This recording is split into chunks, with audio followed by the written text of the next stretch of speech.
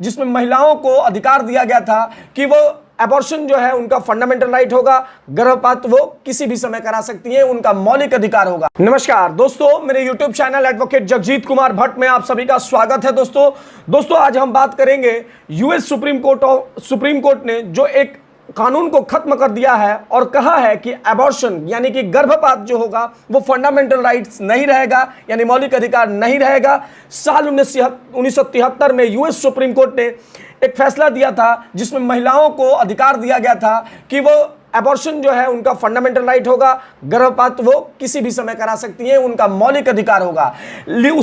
उस जजमेंट का नाम था दोस्तों रॉ वर्सेस वेड, 1973 में दिया गया था। और अभी जो कल परसों में एक बड़ा डेवलपमेंट हुआ है जिससे पूरे यूएस में हंगामा मचा हुआ है, यूएस ना कहे पूरे वर्ल्ड में हंगामा मचा हुआ है कि यूएस इस तरीके से औरतों के मौलिक अधिकारों को कैसे खत्म कर सकता है।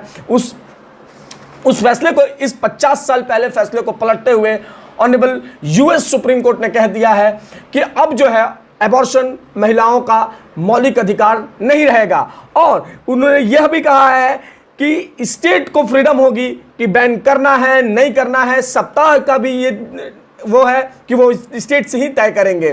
तो दोस्तों इन्हीं सारी चीजों पे बात करेंगे और ये भी बात करेंगे कि किस तरीके से यूएस के इस डिसीजन के बाद पूरे वर्ल्ड लीडर्स ने जो है इस पे बहुत ज्यादा निंदा की है इस डिसीजन को लेकर के। और इसको सभी लगभग जस्टिस ट्रूडो जो कनाडा के प्रधानमंत्री हैं उन्होंने इसको निंदा किया है, फ्रांस ने इसको निंदा किया है, इमैनुअल मैक्रोन ने इसको निंदा किया है। इसके बाद से जो जॉरिस जॉनसन है वो ब्रिटेन के प्रधानमंत्री हैं, उन्होंने इसका जो है निंदा किया है। लेकिन निंदा किसी एक व्यक्ति ने नहीं किया, तो वो है भारत, क्योंकि भारत के लीडर्स को यहाँ के लोग और तथाकथित सभी लोग ये कहते हैं कि प्रधानमंत्री, यशस्वी प्रधानमंत्री आदरणीय नरेंद्र मोदी जी जो है वो विश्व लीडर है। लेकिन आज यही चीजें अगर भारत में हुई होती तो दोस्तों माने या ना माने यूएस हमें ज्ञान दे रहा होता। लेकिन जब आज यूएस ने इतनी बड़ी गलती की है तो भारत की तरफ से कोई गवर्नमेंट ऑफिशियल्स ने कुछ नहीं कहा, ना आदरणीय प्रधानमंत्री ने किसी ने कुछ नहीं कहा। आखिर ये क्यों? क्योंकि आखिर कौन सी वो मजबूरी है? मैं जानता हूं दोस्तों, एक बात मैं आपको बता रहा हूं कि भारत की एक पॉलिसी है, वो कहता है कि चुप रहो और खुश रहो। लेकिन हम ये पॉलिसी हम अपने पे फॉलो करते हैं तो अच्छी बात है दोस्तों। लेकिन जब कोई दूसरी कंट्री हमारे यहाँ कोई प्रॉब्लम्स होती है या कोई बात हो जाती है तो हमें फंडामेंटल राइट्स पे और ह्यूमन राइट्स पे ज्ञान देते फिरते हैं। लेकिन आज अपने ही देश में औरतों के अधिकार को खत्म कर दिया गया यूएस की सुप्रीम कोर्ट के माध्यम से, तो आज इंडिया की तरफ से कोई कुछ ना बोल सका। दोस्तों ये बोलना भी क्यों जरूरी है? क्योंकि यूएस को ये लगना चाहिए कि नहीं, मैं जो डिसीजन दूंगा वो उसे बाहर में भी, बाहरी कंट्रीज भी जो है कर रही है, लेकिन इंडिया नहीं कर रहा है। ये सबसे बड़ा बात है दोस्तों। यूएस सबसे बड़ी बात दोस्तों मैं आपको बता रहा हूं, बात जो है लीगल और इनलीगल की नहीं है कि एबॉर्शन लीगल है या इलीगल है। बात उसमें जो औरतों के गर्भ में जो फीटस है उसके रक्षा करने की है। क्योंकि आप जानते होंगे कि किसी भी औरत के गर्भ में जब एक बच्चा रहता है तो 40 सप्ताह तक रहता है और 20 सप्ताह के बाद उस फीटस का डेवलपमेंट होने लगता है और उस फीटस की रक्षा करने की बात है दोस्तों। चूंकि आप जानते होंगे कि इसी बात को लेकर के कि क्या ये अनएथिकल नहीं है कि 20 सप्ताह के एक फीटस को मार दिया जाए। आयरलैंड में बहुत सारे कानून हैं, बहुत सारे देशों में अलग अलग कानून हैं। खैर हम उन कानूनों के विषय में भी नहीं जानेंगे। हम इतना जानेंगे कि क्या फीटस की रक्षा करने के लिए यूएस के जो सभी स्टेट्स हैं अपने अपने अलग अलग लॉज बनाएंगे। और क्यों ना यह कह दिया जाए कि यूएस में एबॉर्शन को लेकर के महिलाओं के अधिकार 0 के बराबर कर दिए गए हैं। दोस्तों मैं आप सभी को इंडिया में जो लॉ है उसमें मैं सबसे पहले यह भी बता देता हूं उसका दोषी कौन है दोस्तों। तो इसका दोषी एक व्यक्ति है जिसका नाम डोनाल्ड ट्रंप है। क्योंकि डोनाल्ड ट्रंप जिस समय बैठे हुए थे, रिपब्लिकन पार्टी के उम्मीदवार जो थे वो जब बैठे हुए थे, अभी 1.5 साल पहले अमेरिका के राष्ट्रपति थे, तो उन्होंने अपने जजेस को, जैसे कि रिपब्लिकन जैसे राइट विंगर्स और लेफ्ट विंगर होते हैं, तो वो राइट विंगर्स हैं, तो राइट विंगर्स को रूढ़िवादी माना जाता है और कहीं ना कहीं नहीं माना जाए, रिलीजियस माना जाता है। तो वहां पे बहुत सारी स्टेट्स में एबॉर्शन को रिलीजियस माना गया है, उसको पाप माना जाता है। तो इसी को लेकर के चूंकि अपने माइंड के जजेस को बैठा दिया गया था ऑनरेबल सुप्रीम कोर्ट में जो यूएस की है, किसने बैठाया था?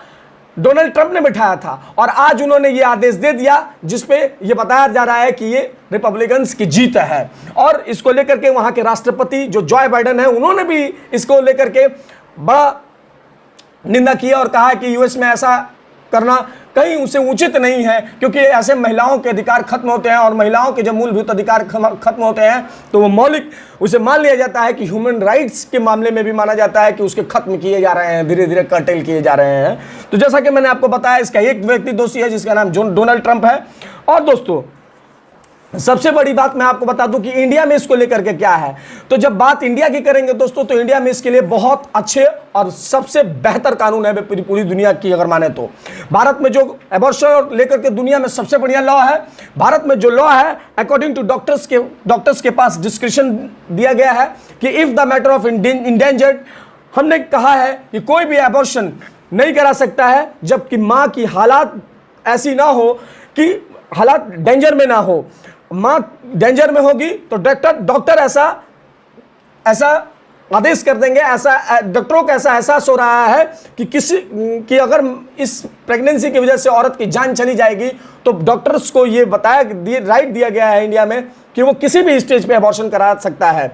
इसके साथ साथ दोस्तों आप ये समझ लीजिए कि बच्चे की जांच नहीं की जा सकती है पूरे भारत में, जैसे कि भ्रूण हत्या पर रोक लगाया गया है। और सबसे बढ़िया बात कि हमने लॉ को फंडामेंटल राइट्स भी नहीं, एबॉर्शन को फंडामेंटल राइट भी नहीं बताया है और हमने ये भी नहीं कहा कि अगर आपकी जान पे आएगी तो एबॉर्शन नहीं करा सकते। ऑफकोर्सली एबॉर्शन कराया जा सकता है। पूरे इंडिया में 20 से 22 सप्ताह तक अगर किसी भी औरत को प्रेगनेंसी हुई है तो वह एबॉर्शन करा सकती है, लेकिन उसके विद द कॉज उसको कारण बताने होंगे। दोस्तों जैसा कि इंडिया में आप जानते होंगे कि अगर 100 दिन को लेकर के है, 21 से 22 सप्ताह अगर आप उसको काउंटिंग करेंगे तो 100 दिन के आसपास वो होगा। तो सबसे बड़ी बात दोस्तों जो मैं आपको बता रहा हूं कि इसको लेकर इंडिया में भारत की आईपीसी उठा करके देंगे। इंडियन पेनल कोड में सेक्शन 312 से यानी 312 से लेकर 317 आईपीसी में एबॉर्शन को जो है अपराध माना गया है। इसके साथ है इसके लिए भारत में the medical termination of pregnancy act भी बनाया गया है, जो अभी बहुत ही सख्त कानून है भारत में। तो भारत में अगर बाकी सारी कंट्रीज को अगर अपेक्षा देखेंगे दोस्तों तो भारत में सबसे बढ़िया लॉ है ये। और सबसे बड़ी बात दोस्तों कि सारी कंट्रीज जो भी अगर इन कंट्रीज में अगर ये दिक्कतें हैं तो भारत के नियम्स को, भारत के रूल्स को फॉलो करना चाहिए कि भारत में सबसे बढ़िया औरतों को यहाँ पे जो है एबॉर्शन लॉ को लेकर के बढ़िया कानून बताए गए हैं। और सबसे बड़ी बात मैं दोस्तों आपको बता रहा हूं कि जो भी आयरलैंड हो गया, चाहे यूएस के अभी जो जितने भी स्टेट्स हैं वहां ये जो बनाए जाएंगे लॉ, तो उसमें सबसे बड़ी बात है दोस्तों सप्ताह को लेकर के है कि अगर मान लीजिए कि कोई महिला जो है यूएस में रह रही है, यूएस के किसी स्टेट में रह रही है, फ्लोरिडा में रह रही है और फ्लोरिडा में जो है बैन कर दिया गया है एबॉर्शन।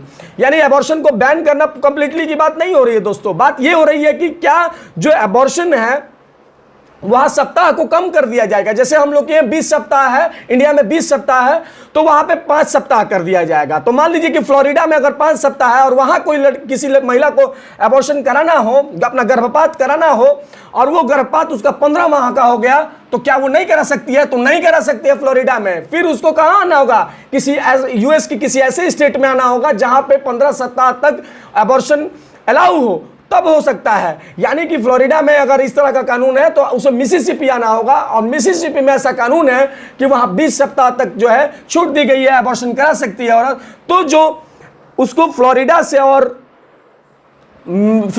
से मिसिसिपी आने का जो खर्चा होगा, अगर वो माइक्रोसॉफ्ट और बड़े बड़े कंपनीज में काम करती है तो कल माइक्रोसॉफ्ट ने बड़े बड़े कंपनीज ने इसका छूट भी दिया है और ट्रैवल का खर्चा और सारा कुछ खर्चा देंगे। लेकिन बात उन महिलाओं की है दोस्तों जो महिलाएं गरीब हैं, जो महिला जिनके पास साधन नहीं होगा यूएस में, वो क्या करेंगी? क्या वो ऐसे ही मरती रहेंगी? और एबॉर्शन चूंकि आप जानते होंगे वहां पे इतना ज्यादा डेमोक्रेसी के अंतर्गत में राइट्स की इतनी बातें हैं कि सोचिए ये बात जो पूरी की पूरी चल रही है, एक फीटस की रक्षा करने की बात चल रही है और भले मां मरे तो मरे, उससे कोई अंतर नहीं पड़ता है, फीटस की रक्षा की बात हो रही है दोस्तों।